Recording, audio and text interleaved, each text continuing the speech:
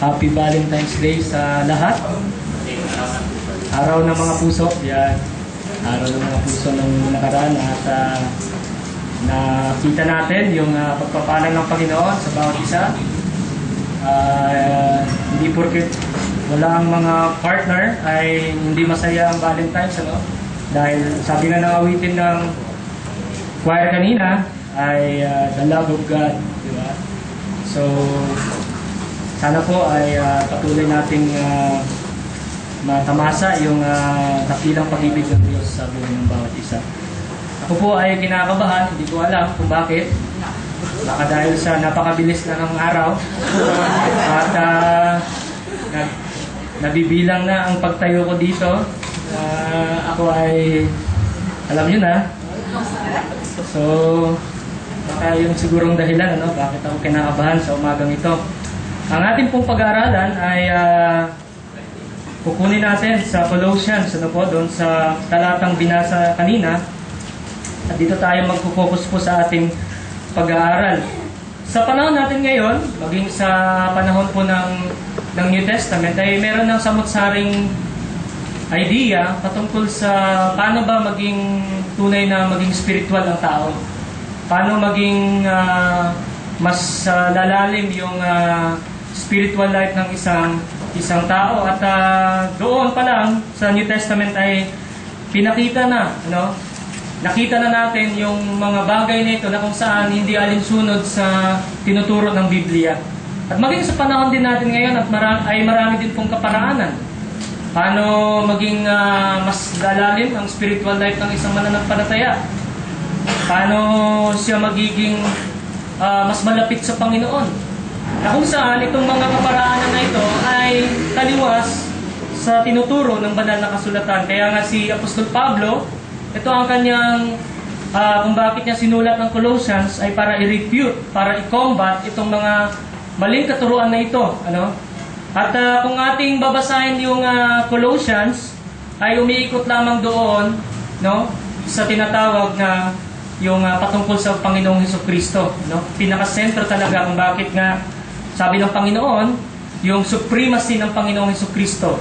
Yun yung in-emphasize ni Apostol Pablo. At ang ating pag-aaralan po sa umagang ito ay pathway to spiritual fullness. Paano po ba natin ma-attain yung tinatawag na spiritual maturity? Paano natin ma-develop ito? At anong mga kaparaanan ang makikita natin sa banal na kasulatan na biblical way of doing yung tinatawag na spiritual maturity. At bago po ang lahat, tayo po muna ay manalangin. Let's pray. Panginoon, sa umagang ito, kami po ay lumalapit sa inyo. Na-acknowledge po namin, O Diyos, na ang bawat isa sa amin ay limitado, Panginoon. Wala kaming kakayanan sa mga bagay, Panginoon, na ito.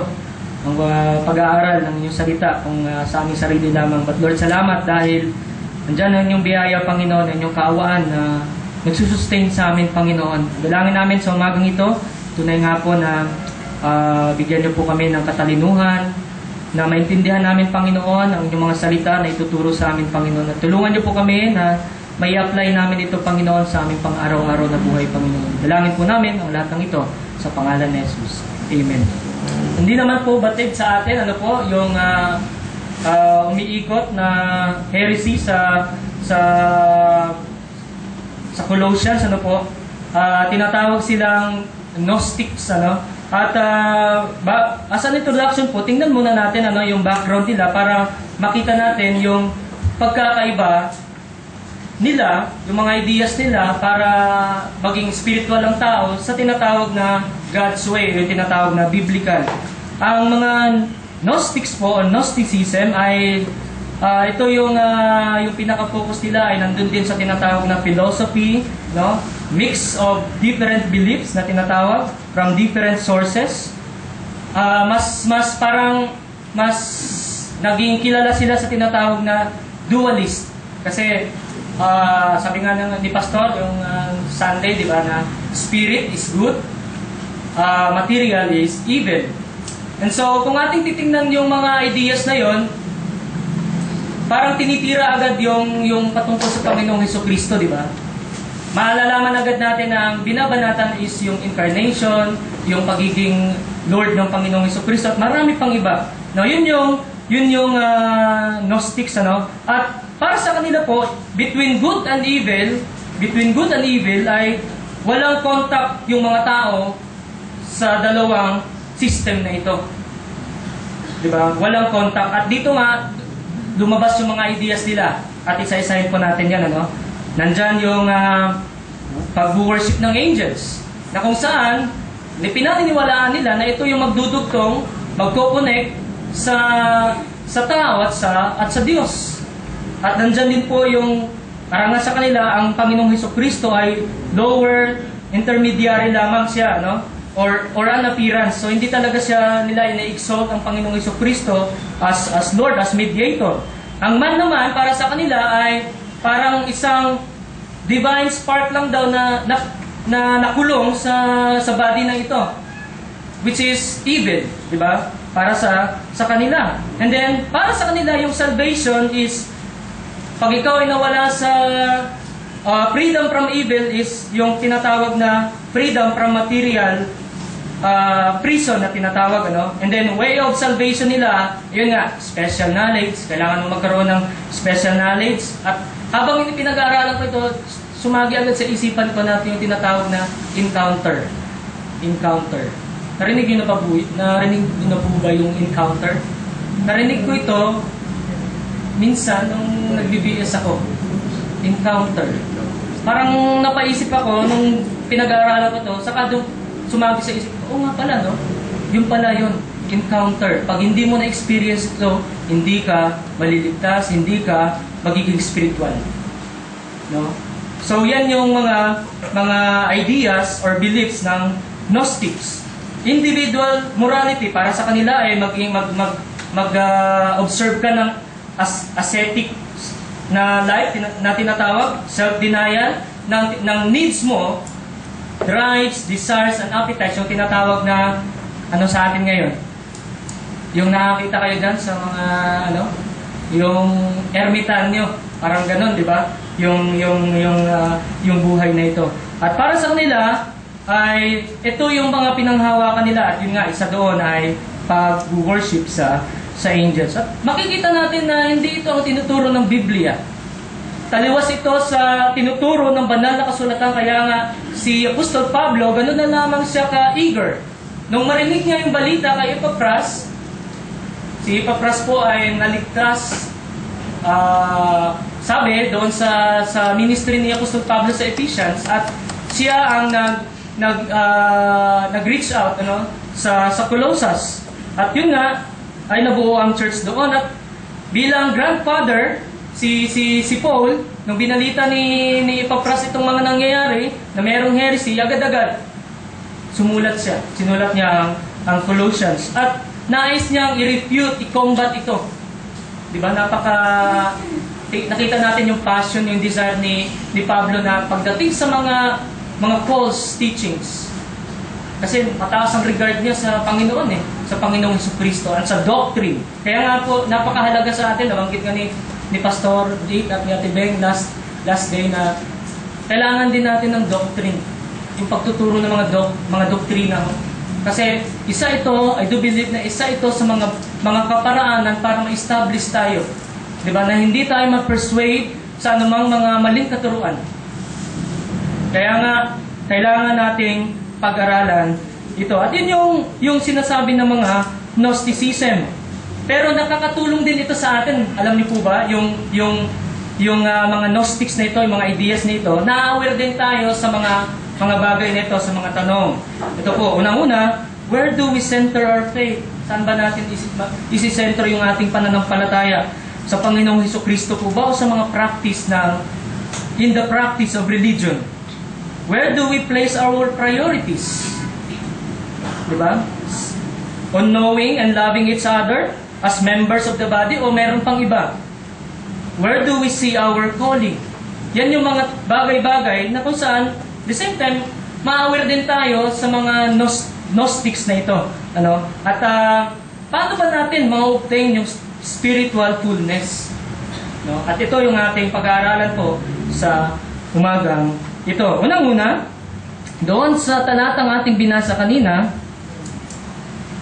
sabi dito, basahin ko po sa Tagalog, ano po, dahil dito ay kami naman, mula ng araw na aming marinig ito, ay hindi kami nagsisitigil ng pananalangin at ng paghingi na patungkol sa inyo, upang kayo'y puspusin ng kaalaman ng kanyang kalooban sa buong karunungan at pagkaunawa ayon sa Espiritu, upang kayo'y magsilakad ng nararapat sa Panginoon, sa buong ikalulugod niya at magsipamunga sa bawat gawang mabuti at magsilago sa kaalaman ng Diyos. Verse 11, na kayo'y palakasin ng buong kapangyarihan ayon sa kalakasan ng kanyang kaluwalhatian, sa buong pagtitiis at pagpapahinuhod na may galak. Unang-una po, para ma-obtain natin yung tinatawag na spiritual fullness, na kung saan ito yung God's way or biblical way of pagiging mature, pagiging spiritual na tao. Unang-una, by putting a high regard for God's revelation. By putting a high regard for God's revelation. Verse 9, binanggit dyan, ano? Verse 9, dahil dito ay kami naman, mula ng araw na aming marinig ito, ay hindi kami nagsisitigil ng pananalangin at paghingi ng patungkol sa inyo, upang kayo'y puspusin ng kaalaman ng kanyang kalooban. Now, a knowledge of God's will, sabi nga ng English dyan, ano, is literally, ano ito? Anong ibig sabihin yan? Kung pinuput natin, binibigyan nating high regard yung revelation ng Diyos, ay ito po, ano? A knowledge of God's will is literally a knowledge of what God has willed, ano? Para kay Pablo, wala nang ibang means, wala nang ibang paraan, tools na tinatawag para ang tao ay makaka-learn, ano? Matututo siya, no? Malalaman niya yung mga bagay patungkol kung paano siya lalago kundi sa salita lamang ng Diyos. Diba? Sa salita lamang ng Diyos. At tayo bilang mga fundamental Baptist, the Bible, ano? Ito yung pinaka-basis natin ng ating doctrine and practices. Kaya nga wala na tayong ibang source. Bible lamang. At ito ang tinuturo ng banal na kasulatan. Kasi para sa mga Gnostics, dinidisregard nila yung revelation. Sino po ba ang revelation? Yung salita ng Panginoon. Ang sabi nga, di ba? Doon sa, kung ating babasahin ang whole Bible, natutuwa ako sa Bible study ko kasi nandun na kami sa lesson 3 namin, ang buhay Kristiyano at ang Biblia. Ayan. Parang nare-represent tayo at the same time sa tinatawag na banal na kasulatan. From Genesis to Revelation, isa lang yung tema ng ating makikita, ang Panginoong Hesukristo. At ito ang tinuturo, ano? Ito ang naisiparating ni Apostol Pablo sa mga taga-Colosas. Dahil sa mga false teachers na ito na nag-arise, na gustong sirain, gustong wasakin, ano, yung faith na na-establish doon, ay tinuturo nila na dinidisregard nila yung salita ng Diyos, yung God's revelation. God has made Himself and His will known to us in the Word. No? Sa salita lamang niya, no special knowledge as to what the Gnostics believe. You know? The so-called, sabi ko nga kanina, encounter. Diba? Dito lamang natin makikita yan sa salita ng Panginoon. Personal experience of God begins with His revelation. Lagi po natin itong pakatandaan. Ano? Personal experience of God, no? Hindi yung sinasabi nila na special revelation, encounter, parang ganon. But, it begins with His revelation of Himself through the prophets and the apostles. Sa salita lamang ng Panginoon. Sa Bible. Diba? Wala na tayong hahanapin pa. Hindi na natin kailangan pang maghanap ng ibang resources para makita natin yung tinatawag na yung revelation, but dito lamang sa salita ng Panginoon. Dito din natin makikita, number 1, what is God like? Diba? Binanggit ni Apostol Pablo agad dyan. Colossians 1:15, ang sabi niya, na siya ang larawan ng Diyos na di nakikita, ang panganay ng lahat ng mga nilalang. And so, the unknown God is known through Jesus Christ, di ba? Sa pamamagitan ng revelation ng Panginoon. Dito natin nakita yon, ano? And so, talagang siguro para kay Pablo, no? Ang puso niya, nakikita niya, o tinitingnan niya, meron siyang malaking concern sa church. Na ayaw niya na madungisan, ayaw niya na makapenetrate itong mga false teaching na ito. Di ba? Sa church ng Panginoong Hesukristo. That's why sinulat niya, ipinakita niya, in-exalt niya kung ano si Kristo. Diba? In-exalt niya kung ano si Kristo. And yan yung pinaka-focus dapat, ano? The basis of true maturity, ano? Not on things that substitute Christ.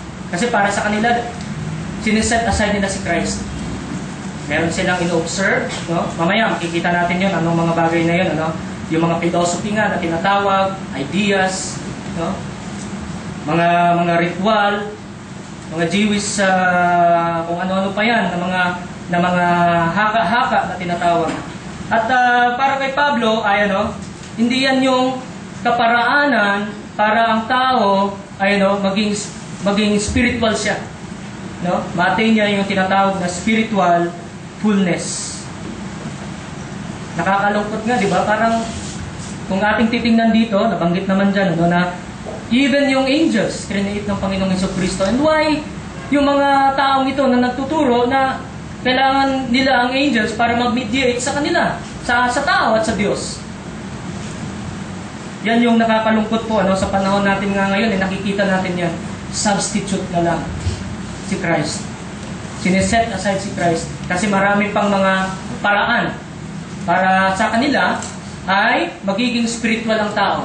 Mauugnay ang tao sa Diyos. But hindi yan yung tinuturo ng banal na kasulatan.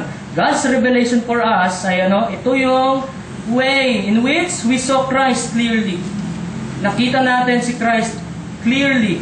And by this, makikita natin, ma-assured tayo patungkol sa authority ng salita ng Diyos. Para sa atin, ano po bang Biblia para sa atin?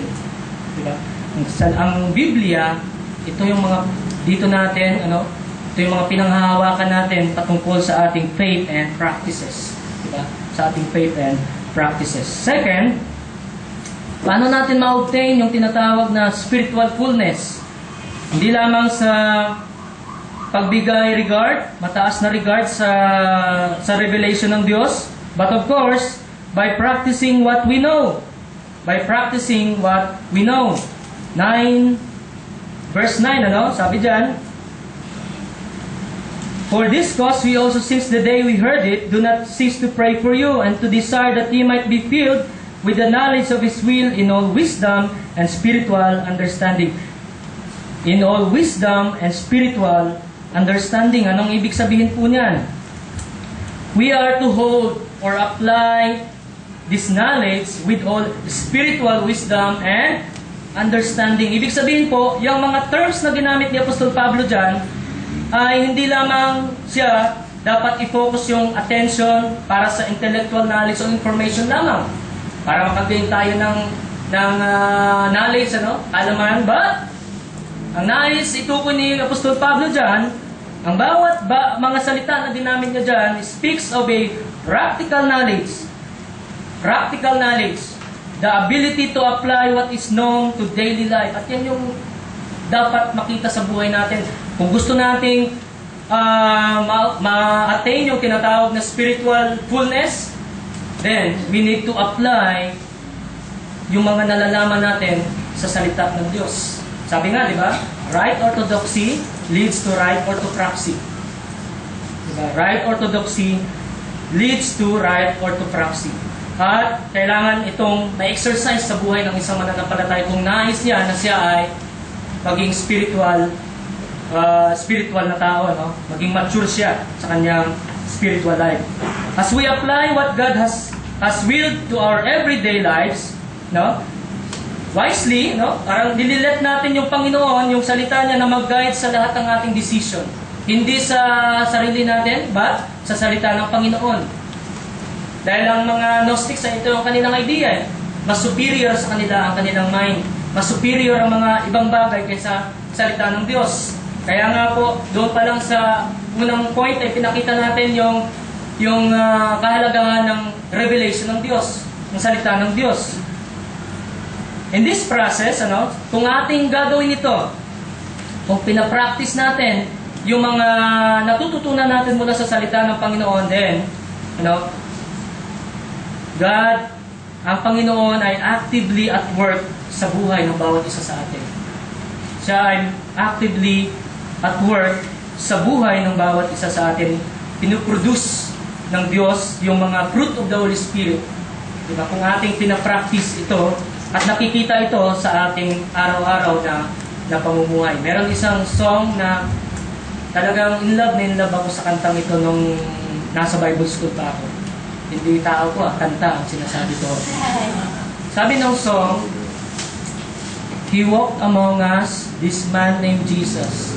He left heaven for you and me. By His example displayed in truth and love, He walked among us that we might see. Tapos, ang chorus nun, and He has opened the door in heaven. Parang, ang pinaka-thought ng song, si Jesus Christ, lumakad siya. Pinakita niya yung example na dapat nating sundan. Diba? Nagpakababa siya, naging tao siya. At doon pa lang makikita natin yung kahalagahan, yung tinatawag na practicing what we know. Kung talagang yun ang tinuturo ng Biblia, then dapat natin itong i-practice. Dapat natin itong i-practice. Ang mga Gnostics, wala. Makikita pa rin yung mga kasalanan na kanilang ginagawa. Dito, meron dyan, nababanggit pa rin yung mga sin, which is inconsistent sa sinasabi ng banal na kasulatan patungkol sa biblical way of spiritual fullness. At kailangan natin po ito, kasi nga meron tayong right doctrine, right faith na tinatawag. Kailangan natin itong ipakita, ma-translate ito sa action natin. May translate natin ito sa action natin. Sabi nga, practice Christ's presence in all of our lives. Makita si Christ. Kaya nga dito, di ba? Sabi ni Pablo doon sa 18, that in all things He might have the preeminence. That in all things He might have the preeminence. Upang sa lahat ng mga bagay ay magkaroon siya ng kadakilaan.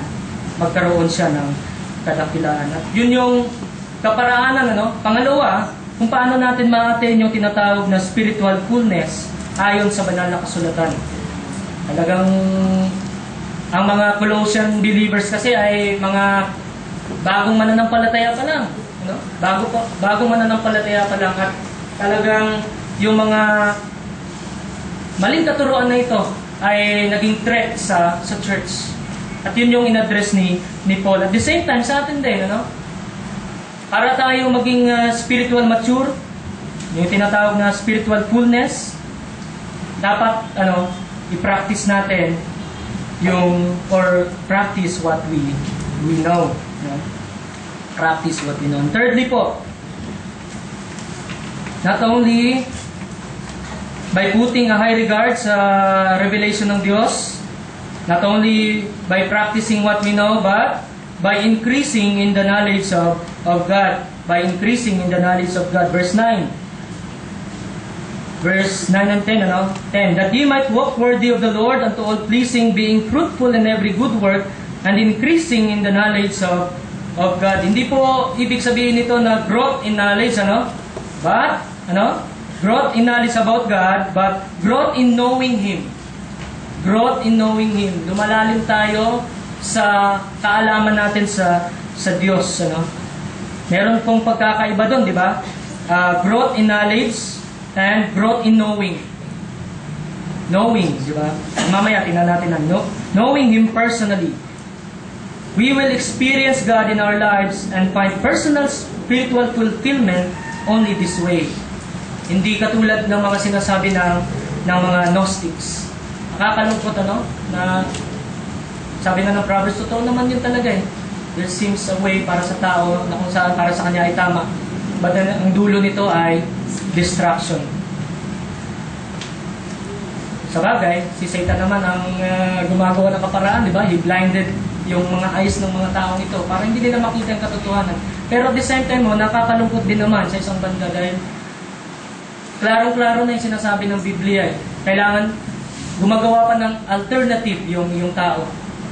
Gumagawa pa siya ng alternative na paraan para ang tao ay magkaroon ng connection sa Diyos. Ang tao ay maligtas. So makikita natin yung difference ng Gnosticism sa kaparaanan para ang tao ay maging spiritual, doon din sa kaparaanan ng Diyos. At malaking pagkakaiba po yun. Malaking pagkakaiba. Dahil hindi yan yung tinuturo ng Biblia. That's why Christ should be the preeminence and exalt. Supreme dapat si Christ. Pinakita ni Paul dito na si Christ ay sufficient na sa salvation natin. Sufficient na siya sa lahat ng bagay. No? Kaya nga po, wala na tayong hahanapin pa. Pinakita ni Paul dito yung deity ng Panginoong Jesucristo.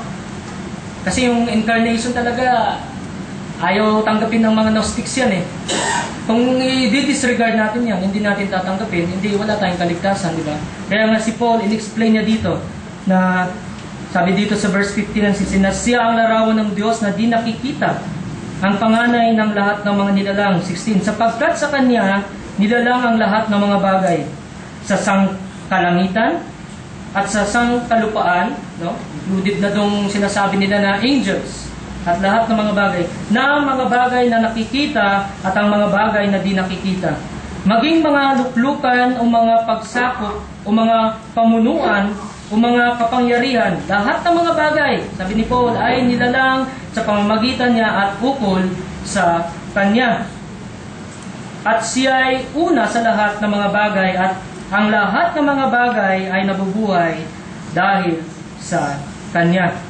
So makikita natin dito na talagang nais ni Paul i-combat, i-refute ito. Dahil hindi ito tama eh. Hindi ito yung kaparaanan ng Diyos para ang tao ay maging spiritual. No? Hindi ito ang kaparaanan ng Diyos. And so, may napapansin po ba kayo sa panahon natin ngayon? No? Paano ba maging spiritual ang tao? Kailangan mong ganito. Pinapahirapan mo pa ang sarili mo, di ba? Na very clear yung sinasabi ng Biblia. Kung tutusin, di ba? Sa biyaya ng Panginoon, kaya natin gawin, di ba? Unlike doon sa mga sinasabi nila, di ba? Mga observance ng mga tao na kung saan alternative, sabi ko nga kanila, alternative. Pag sinabing alternative, di ba? Parang meron pang totoo dapat eh, pero mas pinili mo lang yung alternative na bagay. And so po, mga kapatid, ito mga bagay na ito ay naniniwala ako na ito yung kaparaanan, biblical way para ang tao ay maging spiritual. Para ang tao ay maging spiritual. Kailangan natin ng high regard sa salita ng Diyos. Sa Bible, ano? Kasi dito natin makikita sa lahat ng mga sulok na ito ang patungkol sa Panginoong Jesucristo at sa faith na meron tayo. Pangalawa, kailangan nating i-practice yung faith na meron tayo. Kailangan nating i-practice yung mga nalalaman natin sa salita ng Panginoon. Dahil sa pamamagitan nito, naniniwala tayo na binibigyan natin justice yung salita ng Diyos. Binibigyan natin ng kahulugan. Tinatranslate natin ito sa pang-araw-araw natin na buhay. And pangatlo, ay by increasing in the knowledge of God. Kung ating babalikan nga yung mga kaparaanan ng Gnostics, sabi nga dito, by practicing the way of life they made, ay sabi nila, ma-attain mo yung spiritual fullness. Spiritual fullness. But, hindi ito yung kaparaanan ng Diyos. In contrast ito sa Biblia. In contrast ito sa Biblia. And so, anong response natin po sa bagay na ito? As Christians, as believers. May mga elements pa rin naman pagdating sa mga Gnostics ideas sa panahon natin ngayon. Pero binalutan lang ng bagong bihis. Binihisan lang ng bagong damit. Pero pag tinignan natin, idea pa rin siya ng tinatawag na ng Gnosticism. Kaya nga, mag-ingat po tayo. Anong response natin ito? Knowing the Bible is not the key, but applying what God has revealed in our daily lives is what counts. No? Applying what God has revealed in our daily lives is what counts. Second,